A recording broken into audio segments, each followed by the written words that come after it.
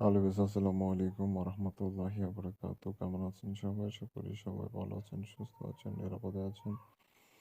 তো আপনারা যে যেখান থেকে আমার ভিডিও দেখতেছেন, দেশ বা দেশের বাইরে থেকে, আশা করি সবাই নিজ নিজ স্থানে ভালো আছেন, সুস্থ আছেন, নিরাপদে আছেন। তো আপনারা যে যেখান থেকে আমার ভিডিও দেখতেছেন, দেশ বা দেশের বাইরে থেকে সবাই ভালো আছেন এই কামনা করে আজকে নতুন ভিডিওটা আরম্ভ করতেছি।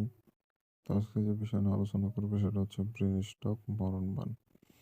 শত্রু ব্রেন স্ট্রোক করে মারা যাবে সেই বানটা নিয়ে আপনাদের মাঝে উপস্থাপিত হলাম।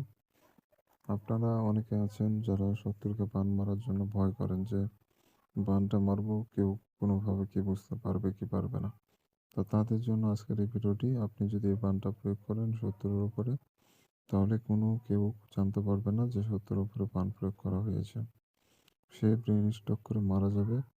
এটা যে একটা ব্যক্তি যখন ব্রেন স্ট্রোক করে মারা যায়, তখন তাকে সবাই বলবে যে ব্রেন স্ট্রোক করে মারা গেছে। কেউ কখনো বলবে না যে তাকে বান মারা হয়েছে। তো বানটা এমনভাবে কাজ করে, তার ব্রেনের উপর প্রভাব ফেলবে এবং ব্রেনটা স্ট্রোক করবে। তো এইভাবে মূলত এই বানটা প্রয়োগ করা হয় এবং এই বানটা সম্পূর্ণ কাজ হয়ে যায়। তো সাপও মরল লাঠিও ভাঙলো না, আপনার কোনো রকম দোষ বা কোনো রকম সমস্যা হবে না।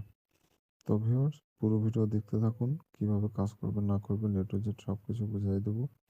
ভিডিও টেনে দেখবেন না, কারণ এগুলো কালো জাদু ভিডিও। একটু 19-20 বা ভুল ভ্রান্তি করলে কাজ তো হবে না, উল্টা আপনার নিজের ক্ষতি হয়ে যাবে। অতএব পুরো ভিডিও দেখবেন, জানবেন, বুঝবেন, তারপরে কাজ করবেন, ইনশাআল্লাহ কোনো রকম বুঝতে সমস্যা হবে না। তো বন্ধুগণ, যেটা বলছিলাম,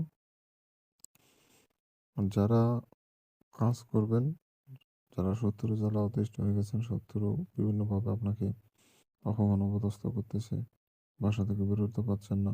শত্রু কিন্তু মানে আত্মীয় স্বজনের মধ্যে হতে পারে, পাড়া প্রতিবেশী হতে পারে, বা চেনা অচেনা অনেক কেউ শত্রু হতে পারে।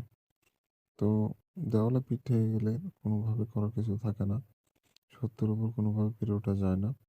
শত্রু ক্ষমতাশীল, বলশীল, কোনোভাবেই তার সাথে পেরে ওঠা যায় না। তখন এমন অবস্থা করার কিছু থাকে না বান প্রয়োগ না করা পর্যন্ত। যে বানটা প্রয়োগ করবেন, আপনার শত্রু চিরতরের জন্য দুনিয়া থেকে বিদায় হয়ে যাবে ব্রেন স্ট্রোক করে। তো যাই হোক, আর বেশি কথা বলবো না। আপনারা যদি আমার চ্যানেলে নতুন এসে থাকেন, প্রথমবারের মতো আমার ভিডিও দেখে থাকেন, অবশ্যই আমার চ্যানেলটি সাবস্ক্রাইব করে পাশে থাকা বেল আইকনে ক্লিক দিয়ে অল নোটিফিকেশন অন করবেন। এতে করে পরবর্তী সব নতুন নতুন ভিডিওগুলো দেখতে পারবেন সবার আগে। তো বন্ধুগণ, আমি নিয়মিত পান বশীকরণ, বিচ্ছেদ, জিন পরিসাধনা, টোটকা তদবির নিয়ে এই ইউটিউব চ্যানেলে ভিডিও দিয়ে থাকি। এগুলো জানতে ও শিখতে চাইলে অবশ্যই চ্যানেলটি সাবস্ক্রাইব করে রেখে দেবেন। তো ভিউয়ার্স, আপনারা যদি এই কাজটি করতে চান, তাহলে যা করতে হবে, সর্বপ্রথম একটা সাদা কাগজ নিতে হবে। সেই সাদা কাগজের উপরে লাল কালি দিয়ে সম্পূর্ণ নকশা আপনাকে লিখতে হবে। সাদা কাগজের উপরে লাল কালি দিয়ে সম্পূর্ণ নকশা আপনাকে লিখতে হবে।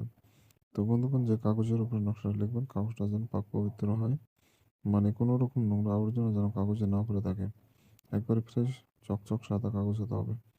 অনেক কালচে টাইপের কাগজ পাওয়া যায়, কিন্তু সাদা কালচে টাইপের কাগজ পাওয়া যায়, ওগুলো তো অঙ্কন করা যাবে না। যেটা একেবারে ফুল সাদা, সেই কাগজের উপরে আপনাকে নকশা লিখতে হবে।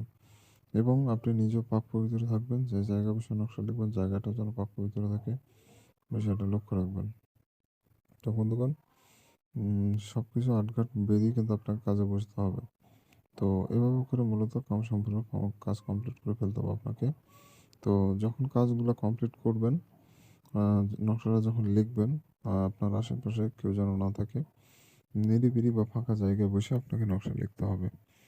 নিরিবিলি অথবা ফাঁকা কোনো জায়গায় বসে নকশা আপনাকে লিখতে হবে। আশেপাশে কেউ থাকা যাবে না। আশেপাশে কেউ থাকা যাবে না।